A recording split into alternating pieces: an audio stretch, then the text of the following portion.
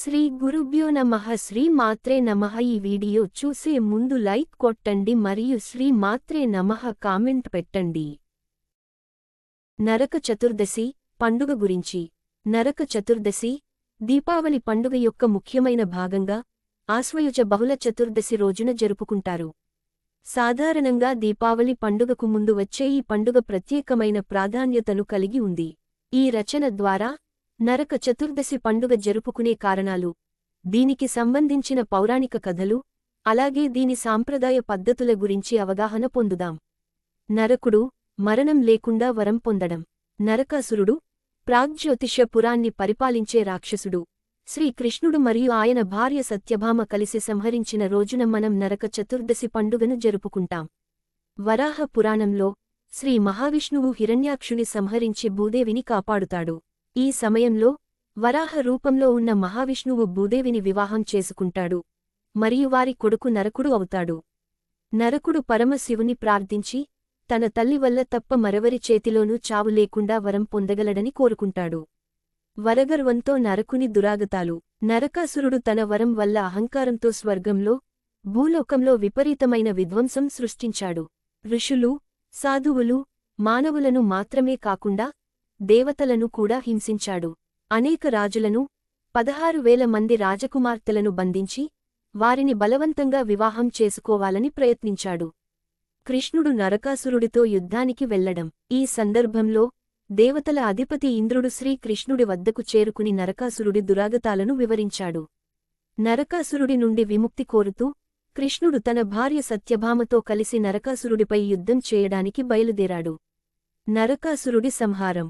నరకాసురుడు తన సైన్యంతో కృష్ణుడి మీద దాడి చేయడానికి వచ్చాడు.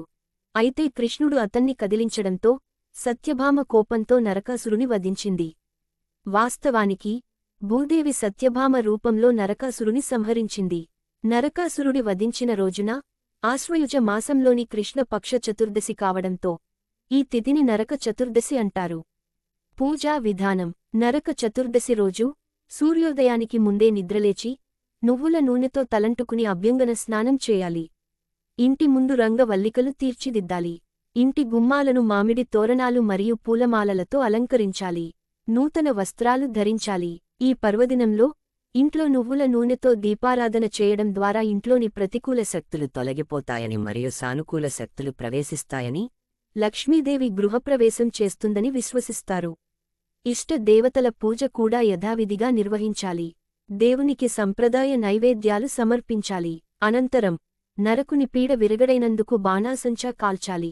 రకరకాల పిండి వంటలు తయారుచేసి బంధుమిత్రులతో కలిసి భోజనం చేయాలి. పుణ్యప్రదం. నరక చతుర్దశి స్నానం. పురాణాల ప్రకారం నరక చతుర్దశి రోజున స్నానం ఎంతో పుణ్యప్రదంగా భావిస్తారు. ఈ రోజు తెల్లవారుజామున నరకాసురుని దహనం చేయడం మరియు ఇంట్లోని వారంతా నువ్వుల నూనెతో తల కొట్టుకుని అభ్యంగన స్నానం చేయడం ముఖ్యంగా జరుగుతుంది. ఈ పండుగ సందర్భంగా బంధుమిత్రులు అందరూ కలుస్తారు. నరకాసురుని పీడను తొలగించడం ద్వారా ఇంటి ప్రజలు కొత్త దుస్తులు ధరించి పిండివంటలతో ఆనందంగా భోజనం చేస్తారు. అపమృత్యు భయాలను పోగొట్టే యమదీపం. నరక చతుర్దశి రోజున సాయంత్రం వెలిగించే దీపానికి ప్రత్యేక ప్రాముఖ్యత ఉంది. దక్షిణ దిక్కులో వెలిగించే దీపాన్ని యమదీపం అంటారు. ఈ దీపం ద్వారా అపమృత్యు భయాలను పోగొట్టాలన్న నమ్మకం ఉంది. నరకాసురుని వధించినందుకు ఆనందంగా టపాసులు కాల్చి ఒకరికొకరు శుభాకాంక్షలు తెలుపుకుంటారు. యమదీపం ప్రాముఖ్యత మరియు విధానం. యమదీపం నరక చతుర్దశి రోజున నాటికి వెలిగించాల్సిన ఒక ముఖ్యమైన దీపం. ఇది యమలోకంలో ఉన్న పెద్దలకు నరకం నుంచి విముక్తి కలిగించి స్వర్గానికి చేరేందుకు మార్గం చూపుతుందని విశ్వసిస్తారు. నరకం నుండి విముక్తి పొందేందుకు ఈ దీపారాధన పవిత్రంగా భావిస్తారు. యమదీపం ఎలా వెలిగించాలి? నరక చతుర్దశి రోజు సాయంత్రం మట్టి ప్రమిదలో నువ్వుల నూనె పోసి 5 వత్తులు వేసి ఆ ప్రమిదను ఒక రావి ఆకుపై దక్షిణ దిక్కులో ఉంచి వెలిగించాలి. దీపాన్ని వెలిగించేటప్పుడు ఈ శ్లోకాన్ని చదవాలి. మృత్యునాం దండపాసాభయం కాలేన్ శ్యామయసః త్రయోదశ్యాం దీపదానాత్ సూర్యజః ప్రియతాం మాం. యమదీపం యొక్క ఫలితం. నరక చతుర్దశి రోజు యమ ధర్మరాజుని పూజించి యమదీపం వెలిగిస్తే అపమృత్యు దోషాలు, అకాల మరణం లేకుండా ఆరోగ్యం మరియు దీర్ఘాయుష్యు కలుగుతుంది. రానున్న నరక చతుర్దశి రోజున పెద్దలు మరియు గురువులు చెప్పిన విధంగా శాస్త్రోక్తంగా జరుపుకుని ఆయురారోగ్య ఐశ్వర్యాలను పొందుదాం.